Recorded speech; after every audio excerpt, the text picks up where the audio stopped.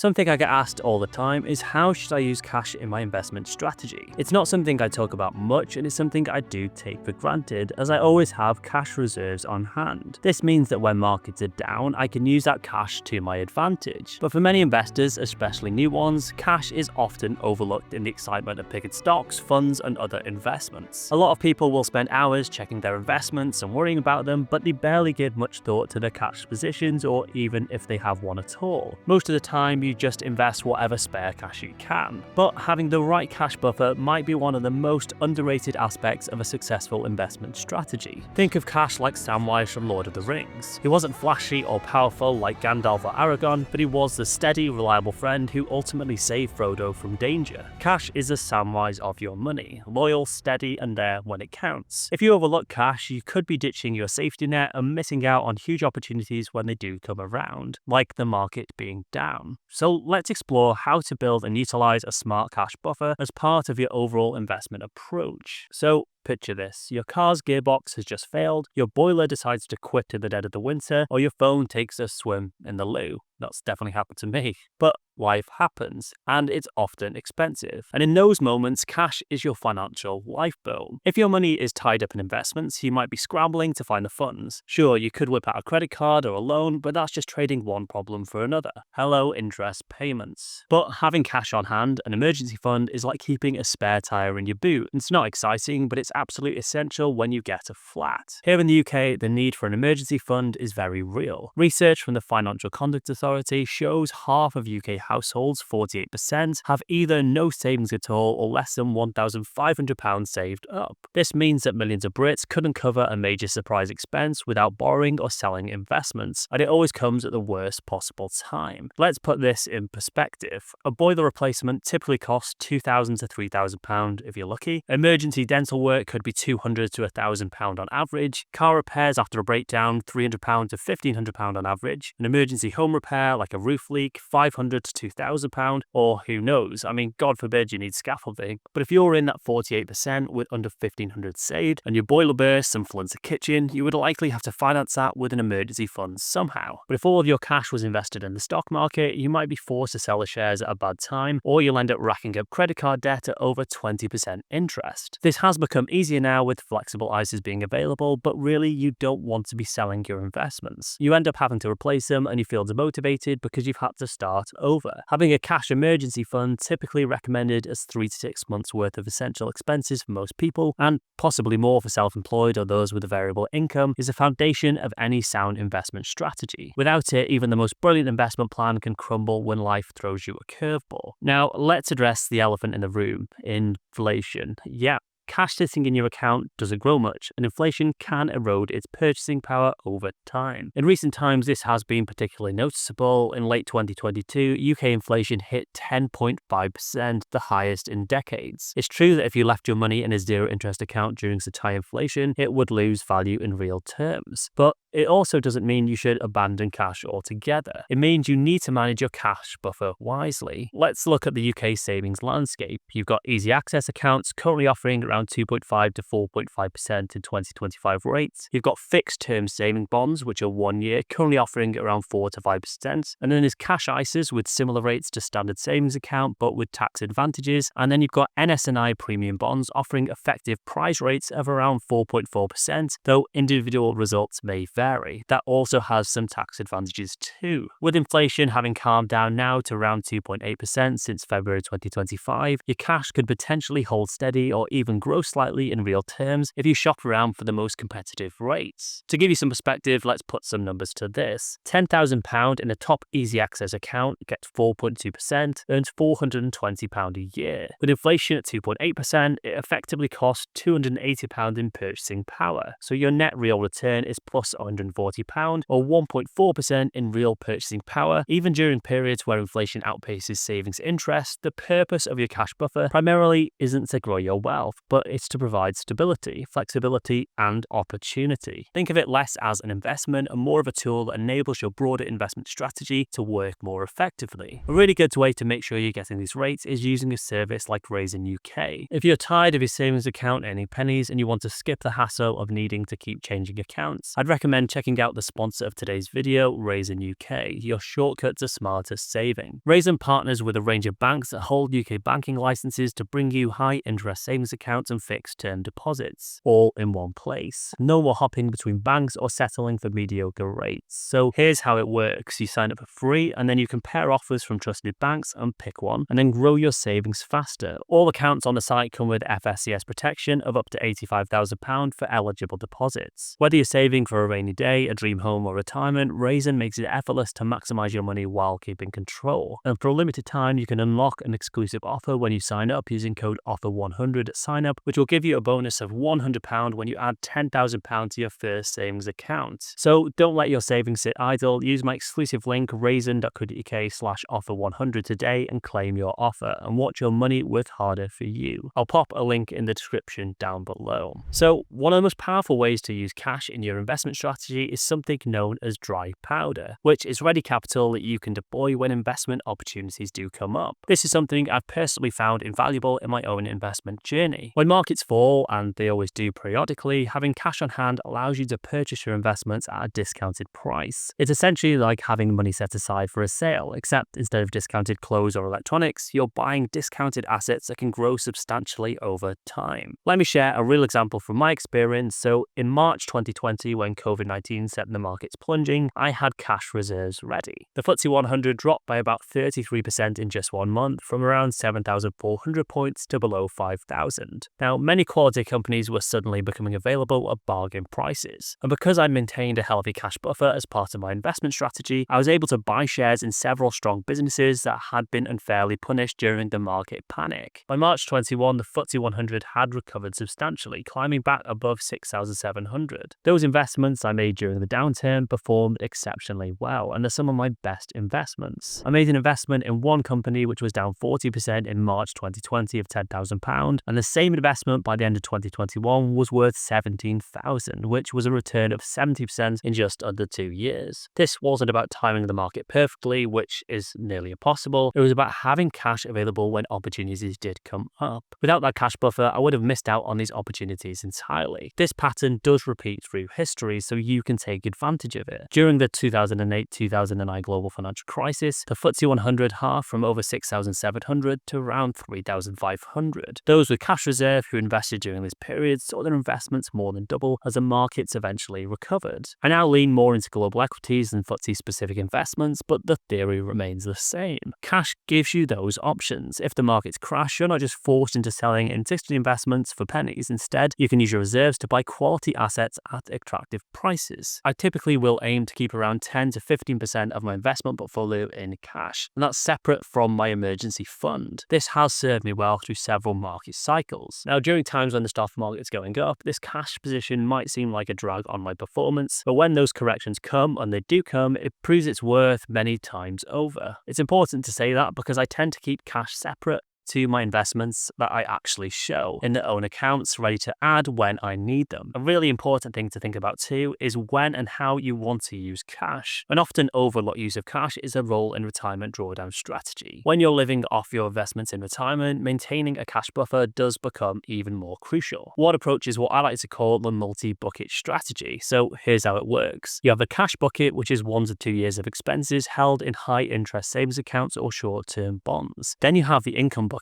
which is 3 to 7 years of expenses held in high dividend paying stocks, bonds, or other income generating assets. Then you can have your growth bucket, which is 8+ years out, which can be held in your ETFs or other growth oriented investments. When you're in your retirement or drawing down from your investments, you primarily want to spend from the cash bucket. Meanwhile, the income bucket continues generating dividends and interest, which can be used to replenish the cash bucket. The growth bucket focuses on long-term appreciation. This approach offers several advantages. First, it creates a psychological buffer. When the markets drop, as they inevitably do, you know you have 1 to 2 years of cash in your accounts and another 3 to 7 years with a more stable income investment. This gives you the confidence to ride out the market volatility without panic selling your growth investments at the worst possible time. Second is it helps you to avoid a sequence of returns risk. This means that you'll experience poor market returns in the early years of your retirement when your portfolio is largest, which can potentially deplete your nest egg prematurely. By spending cash first, you give your equities time to recover from any potential market downturns. So let's look at a practical example. Sarah has just retired with a £500,000 portfolio and she needs £25,000 annually to supplement her state pension. She structures it like this: £50,000 in cash, which is 2 years of expenses, £125,000 in income investments, 5 years of expenses, and £325,000 in growth investments, which is 13 years of expenses. In 2022, when markets were down significantly, Sarah continued drawing from a cash buffer. She didn't need to sell any of her equities at a decreased price. By 23-24, the markets recovered, her income investments had generated enough to replenish her cash buffer, and she could selectively sell off some growth investments to top it up.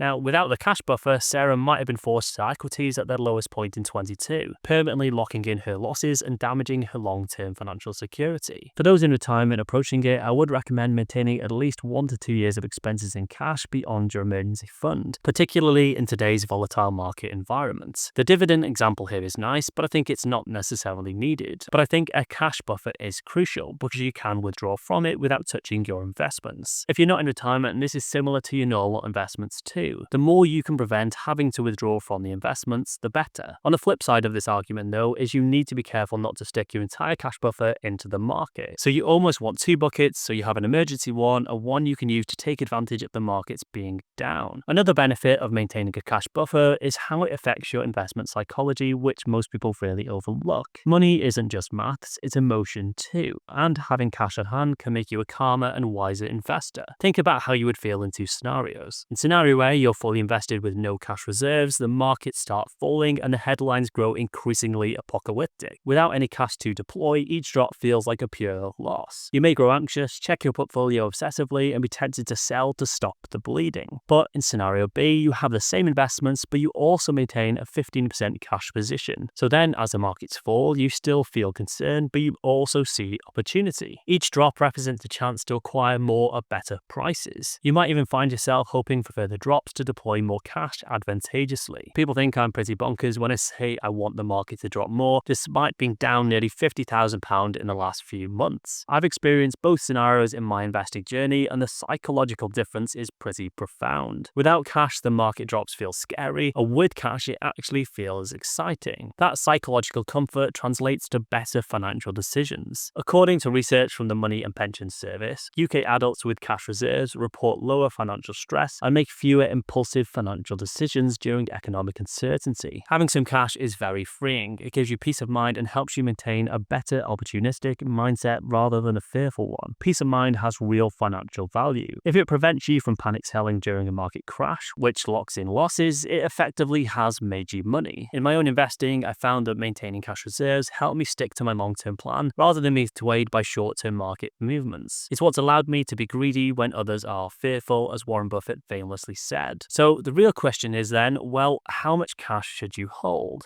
So we've established that cash does play several vital roles in your investment strategy, but how much should you keep? Well, the answer varies by your personal circumstances, but here's a framework that I use. The basic formula is your emergency fund should be 3 to 6 months worth of essential expenses. That's your rent, mortgage, utilities, food, transport, and minimum debt payments, plus any known major expenses coming in the next 1 to 2 years. Things like house deposit, your wedding, new car, etc. Plus, you've then got your investment dry powder. Now, I would recommend 10 to 15% of your investment portfolio. On top of that, there's a retirement cash buffer if it is applicable, which is 1 to 2 years of expenses if you're drawing down from your investments. Now, there are some other personal circumstances to consider. So you've got job security. Government or NHS workers might need less emergency cash, maybe 3 months, or self-employed or gig workers might need more like 9 to 12 months. There's your health needs. While we do have the NHS, there's dental emergencies, private treatments, or equipment not covered by the NHS, and they may require additional funds.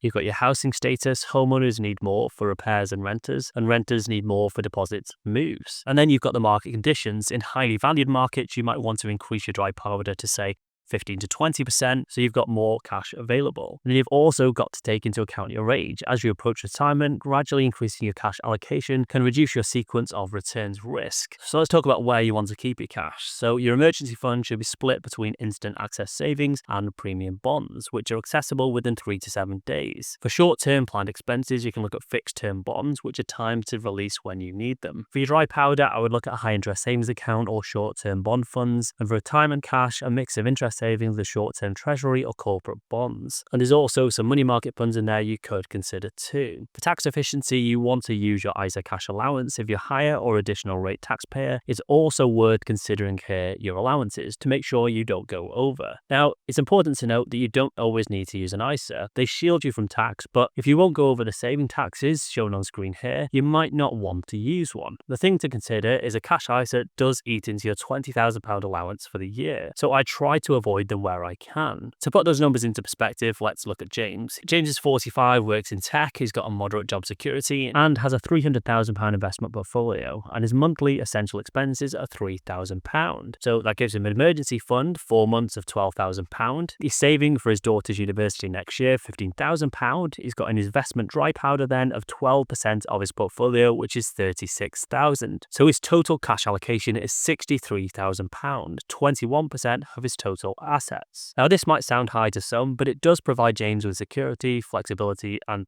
most importantly, opportunity. When the markets dropped sharply in early 2024, James was able to deploy £15,000 of his dry powder into quality investments that had fallen by 20 to 30%, while still maintaining adequate cash reserves, allowing him to jump on that opportunity. But having a cash buffer is one thing, but knowing how and when to use it effectively is another. So here is my personal strategy for deploying cash, which has served me well over the years. By no means do I recommend you copy me here. This isn't financial advice. This is just typically how I will do it if I have a large lump sum, because honestly, timing the market is not easy, but it does make me feel better about putting a large sum in at once. So I'll typically use something called tiered deployments. Instead of just dumping all my cash in at once when the market drops, you can use a tiered approach. So for example, deploy 25% of your dry powder after a 10% market drop, another 25% after a 15% drop, and another 25% after the final 20%. You can then reserve the final 25% for extreme situations like 25% plus drops. This prevents you from depleting your cash too early in a downturn while ensuring you're buying at various levels as markets fall while still keeping some cash on